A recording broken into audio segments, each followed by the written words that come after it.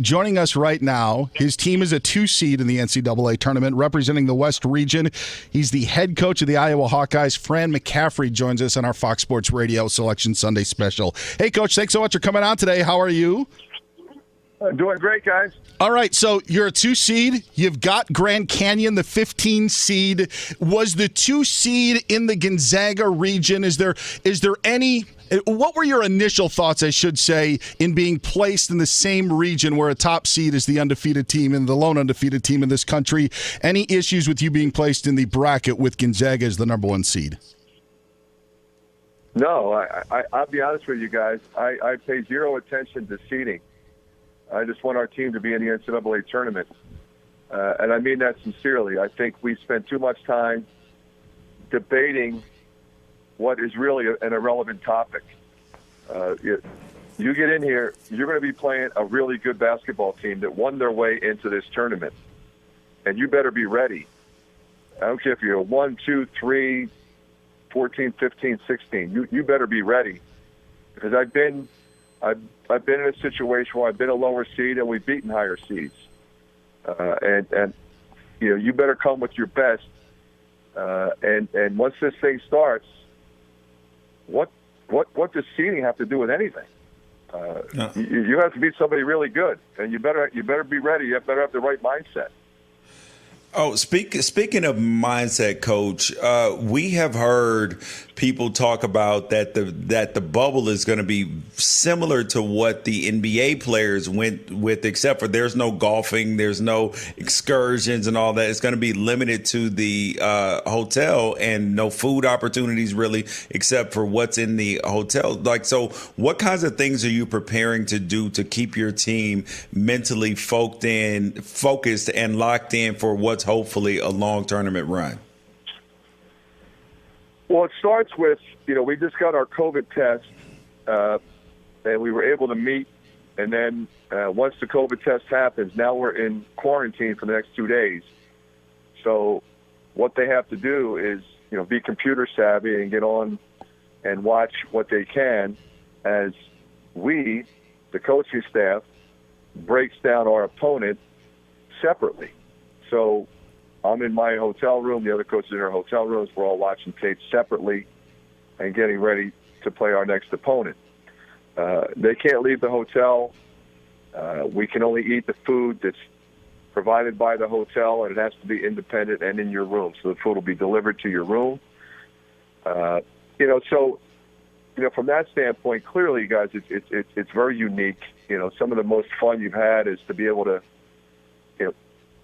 walk around town and see your families. But the reality is, I'm really impressed, and I actually just bumped into Danny Gavitt.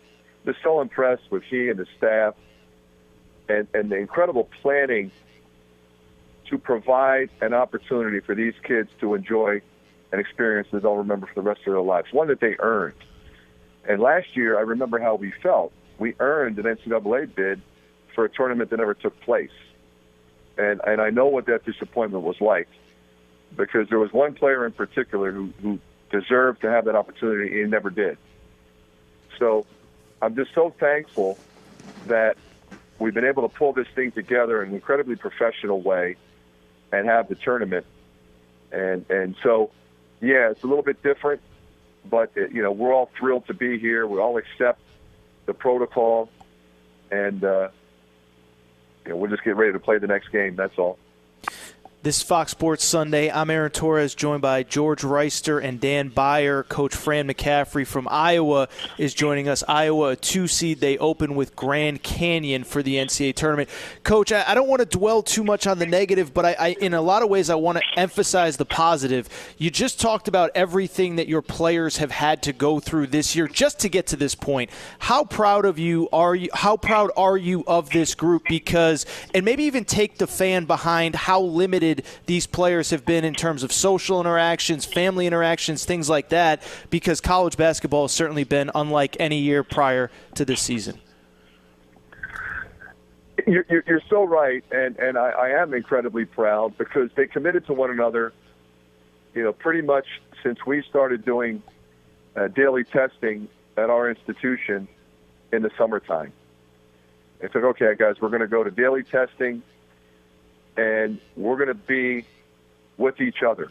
We're going to commit to one another to have a great season in the best league in the country, get our team to the NCAA tournament, and experience what we didn't get to experience last year. Now, there's a lot of things that they didn't get to experience that, you would expect any 20, 21-year-old to have the opportunity to enjoy. When school returns in late August and, football weekends and opportunities to go after a big victory on a Saturday and go out to dinner with your family. All of these things that we have taken for granted for so many years, these kids did not get to experience. So when you talk about, yes, I'm proud, I'm so incredibly proud at the discipline that they showed and the understanding of what it takes. Because it's one thing to do it for a short period of time, but it's another thing to do it over several months. We're just so excited to be here together and excited for the opportunity to compete. Fran McCaffery, head coach of Iowa, wrapping up here. I'm just curious, how did your team respond when Jack Nunge went down with his knee injury? What was that period like and what was already a challenging season? Can you just expound on that a little bit, on how your team reacted and then responded to his injury? Well, it starts with their love for him as a person. He redshirted 2 years ago, actually 3 years ago, and then last year he got hurt, blew his knee out. So we all felt for him. He was starting. Long rehabilitation, as you know, when you do an ACL repair. Was really playing well, and his dad passed away unexpectedly. And then a month or so later, after he was really, really making a difference for the basketball team, he hurts his knee again in the Michigan game. I mean, I can tell you, I think to specifically answer your question, the mood in the locker room at halftime when we knew that Jack's season was over was incredibly upsetting. And I think those guys, they put their arms around him. They told him they loved him. They told him they were going to fight hard for him. And he's here with us. Still a huge part of our basketball team. Will be a really good player for us next year. But those are the kinds of things that happen through the course of a season that define a group of young men. The day of our first game, we attended his dad's funeral virtually. That's not normally how you start a basketball season. So, we love him. We're looking forward to getting him back next year. Right now he's with us, and others have had to step up. Anytime there's an injury, it's always the same mantra, next man up, and he's right there behind that guy, and we've got some really good play out of our freshmen, particularly Keegan Murray and Patrick McCaffery at the front court positions. Iowa gets Grand Canyon on Saturday. Any idea where, Coach, or when? Has that information been given to you? It has not been shared. I've been told it's going to be later on this evening. I don't know what that time is. Well, we'll be waiting with bated breath because we can't wait to get this all settled. Coach, thanks so much for the time. We know it's busy. Congratulations on a great season and best of luck into a tournament that we all can't wait for it to start. Thanks so much for the time, Coach. Thank you, guys. Really appreciate you having me on. Fran McCaffery, head coach of Iowa. His Hawkeyes a 2 seed in the West, and they will take on Grand Canyon coming up on Saturday.